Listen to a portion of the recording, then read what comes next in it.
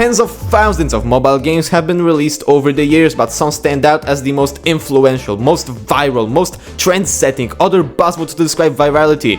And so, what are those games, we may ask? Starting off with a game that left its mark in history, but in a not so positive way, we've got Diablo Immortal. A classic story in the mobile gaming industry of a franchise making its triumphant debut on mobile, but it turning out to be infested with microtransactions. Speaking of microtransactions, I know of something that can help you buy them for cheap in your favorite mobile games.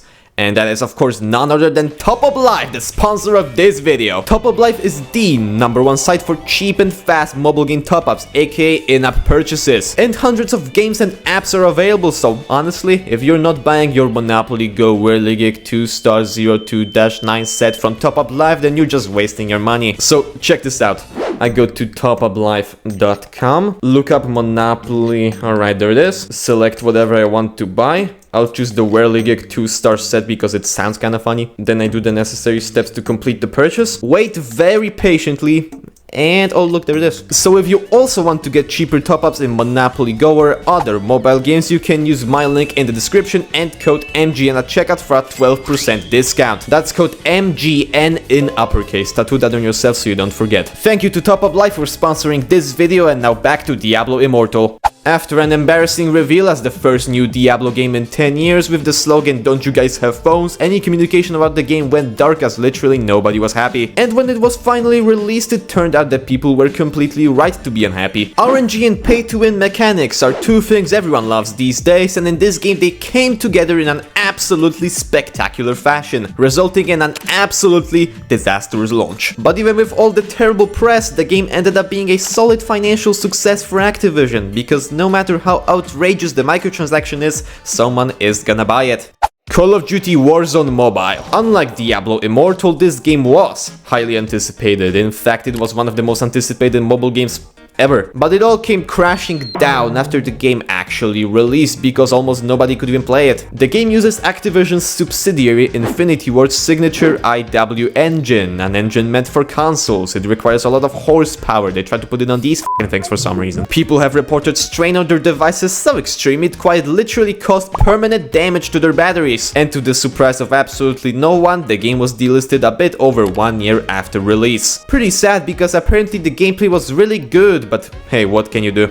After these two splendid flops, now it's time for success stories only, starting with Monument Valley. This is pretty much the premium mobile game. It takes full advantage of mobile hardware utilizing portrait mode, controls that are perfect for touchscreens, a simplistic yet gorgeous art style that can run on basically anything, a pop-in for a few minutes when you have the time nature, and very good puzzle gameplay to boot. It has all the necessary ingredients to be one of the most well-known premium indie mobile games, and shows just how good a mobile game can really be.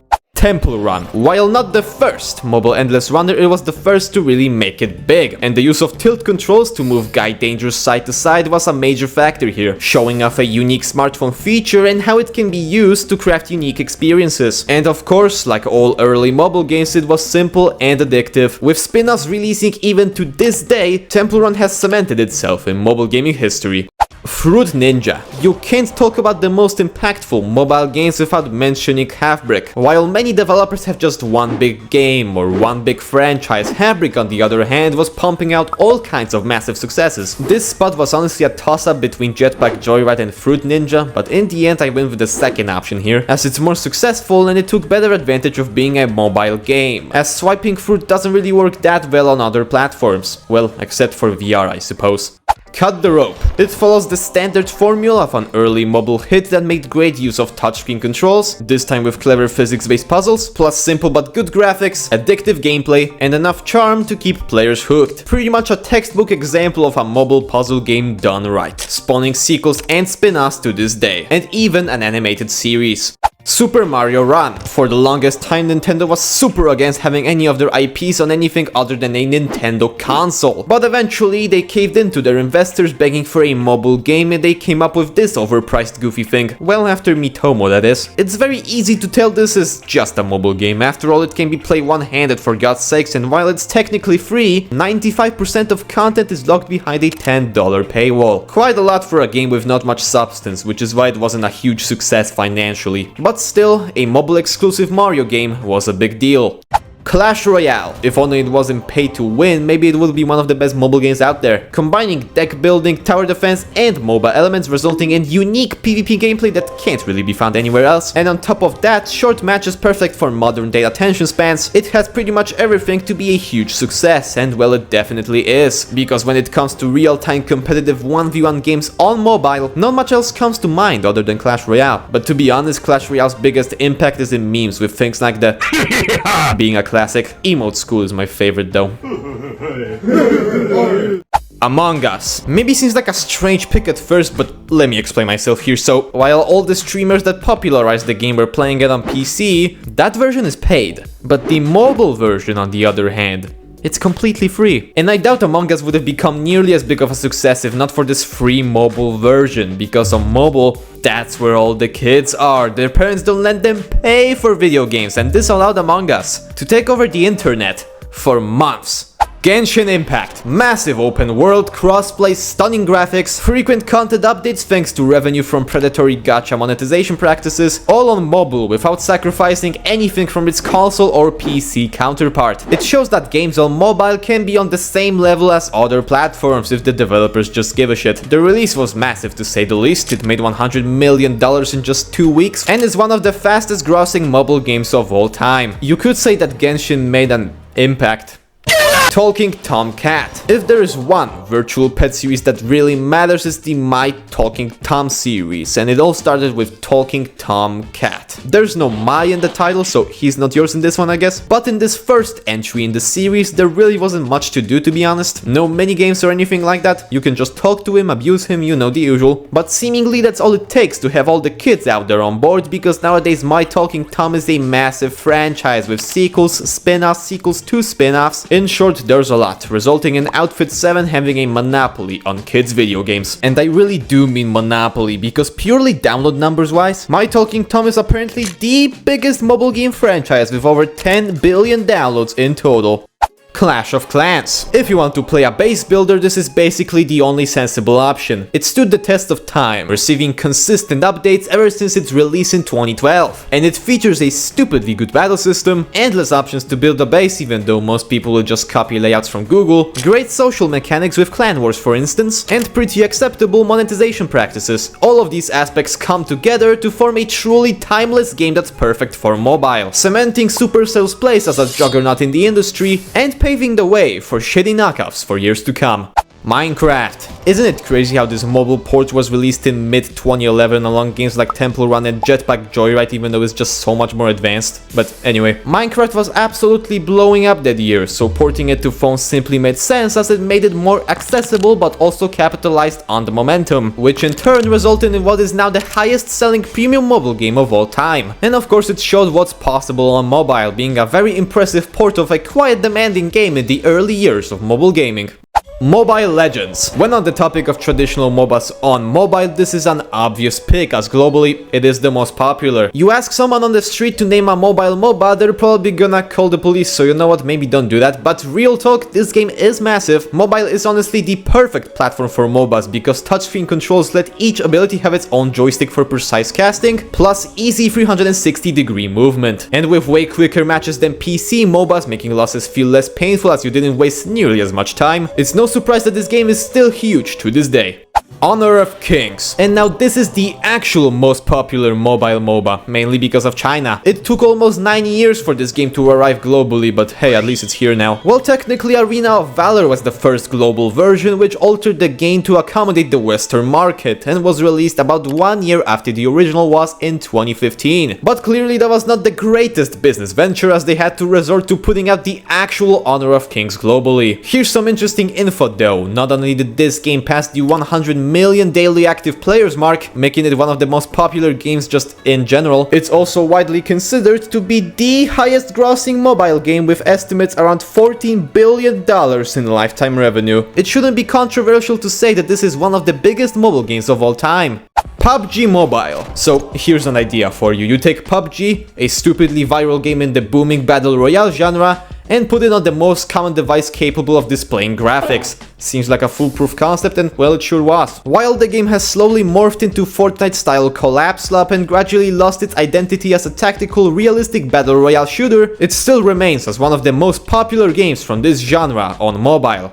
Free Fire. So here's an idea for you. You take PUBG, a stupidly viral game in the booming battle royale genre, mobilify it, and by that I mean shorter and smaller matches and shittier visuals, and you put it on the most common device capable of displaying graphics. Seems like a foolproof concept, and well, it sure was. While the game has slowly morphed into Fortnite-style collab slap and gradually lost its identity as a tactical, realistic but somewhat mediocre battle royale shooter, it still remains as the most popular game from this genre on mobile, with a record of over 150 million daily active players and over a billion downloads. Pretty solid.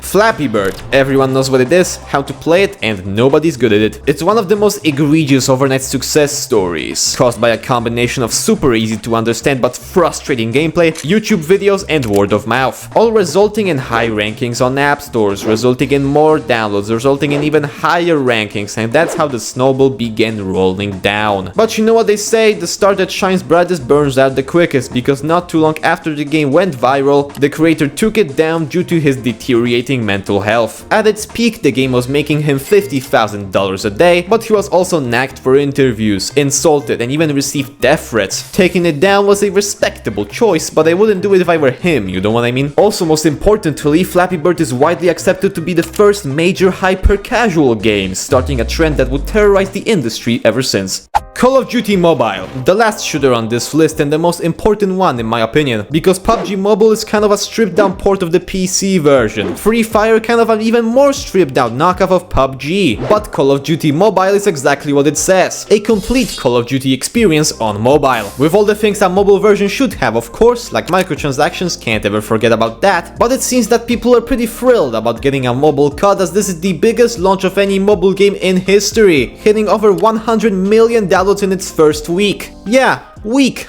Gardenscapes and homescapes. Okay, so I had to record this segment after recording the whole video already, but misleading ads are one of the biggest problems in mobile gaming, and not to point fingers or anything, but these games are kind of to blame. I think it makes sense to group these together since they're essentially clones of each other and both had their fair share in this little scheme. While they weren't the first mobile games with fake ads, they popularized this great strategy, and their ads specifically got so bad that they were banned in the UK. So anytime you see a fake ad, go and complain to Playrix, I guess. Subway Surfers. Well, you know what they say, Temple Run ran so Subway Surfers could surf, that's a famous saying for sure. This game really is just the perfect mobile endless runner. Super smooth and tight controls, good speed, fun power-ups, competitions with friends of who's gonna have the highest score. Well, it's almost perfect because Subway Surfers City is even better in my opinion, but this game is still quite good. And it's also the only classic mobile game that is still going super strong, staying on top of the most downloaded mobile games charts every month. And it's also the most downloaded mobile game of all time with over 3 billion downloads. I think that's a pretty significant stat.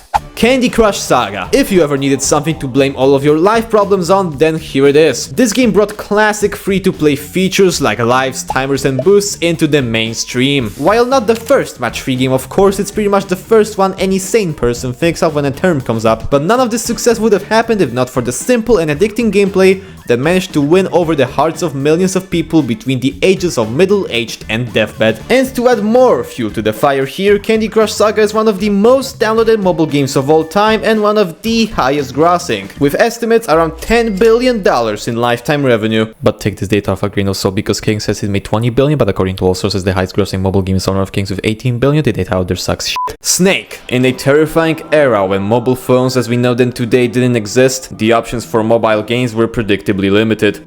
But they were out there. And they were huge. This simple little game about swallowing pebbles to increase in size came pre-installed on several Nokia phones, including the 1100, which just so happens to be the highest selling cell phone of all time. So you can imagine that impacted the popularity of Snake in a very positive way. It's not the first mobile game, that title would go to Tetris on the Hagenuk MT2000, but it is one of the earliest. And it's the only mobile game to end up in a museum, specifically the Museum of Modern Art in New York.